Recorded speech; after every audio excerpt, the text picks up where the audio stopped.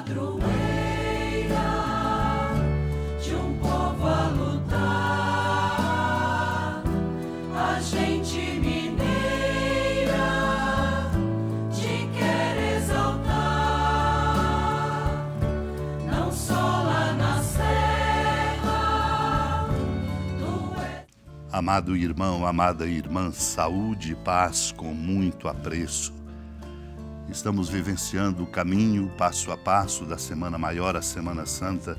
Nossos corações se abram ao amor de Deus e nossas famílias experimentem no silêncio, na oração, na participação das celebrações na vida da nossa comunidade de fé. Nossas famílias experimentem este amor do qual precisamos e é o nosso sustento.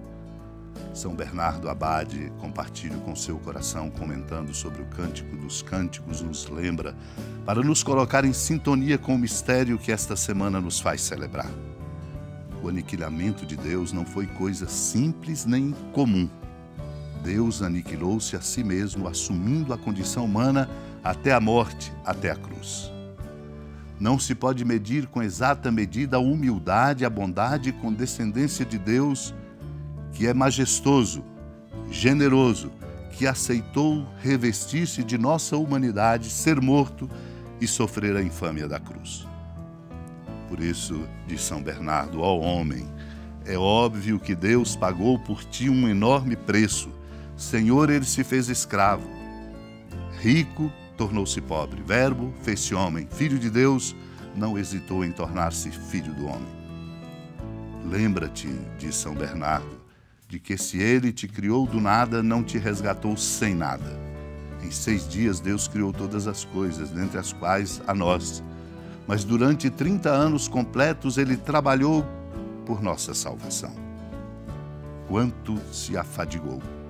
As necessidades da carne e as tentações do inimigo juntaram-se à ignomínia da cruz e o horror da morte. Sim, foi preciso tudo isso, meu irmão, minha irmã.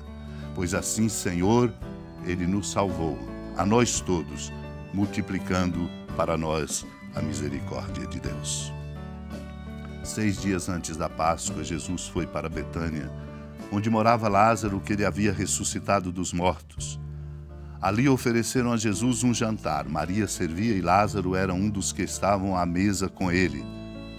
Maria, tomando quase meio litro de perfume de nardo puro e muito caro, ungiu os pés de Jesus e enxugou-os com seus cabelos. A casa inteira ficou cheia do perfume do bálsamo. Então falou Judas Iscariotes, um dos seus discípulos, aquele que o havia de entregar: por que não se vendeu este perfume por 300 moedas de prata para se dar aos pobres?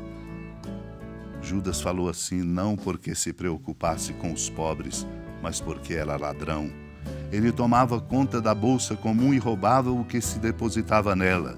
Jesus, porém, disse: deixa-a.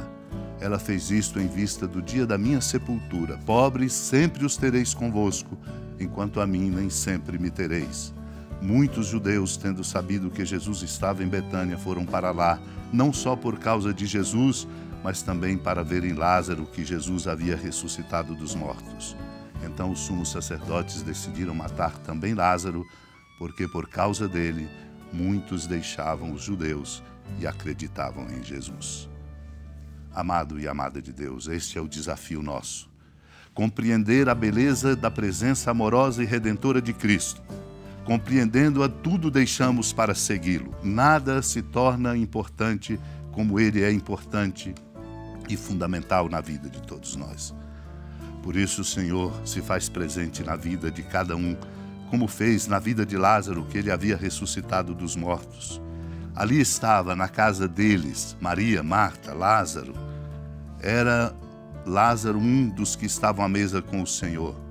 E Maria, a irmã que servia, tomou 1 litro de perfume de nardo puro e caro para ungir Jesus. A casa ficou cheia do perfume do bálsamo. A intervenção de Judas deve nos advertir, nos interpelar profundamente a respeito da nossa generosidade e do modo como nós avaliamos a vida, sobretudo olhamos para os pobres. Ele criticou: por que não se vendeu, diz ele, este perfume por 300 moedas de prata para se dar aos pobres? O comentário que vem nos deve interpelar. Não podemos ser generosos por demagogia. Temos que ser generosos porque movidos pela compaixão. Ele disse isso não porque se preocupasse com os pobres. Era ladrão. Tomava da bolsa comum de que ele tomava conta aquilo que não era direito dele tomar. Por isso o Senhor lhe ensina, deixa, ela fez isto em vista do dia da minha sepultura. Pobres sempre os tereis convosco, enquanto a mim nem sempre me tereis. O Senhor, portanto, não despreza e não nos indica absolutamente deixar para depois o cuidado com os pobres.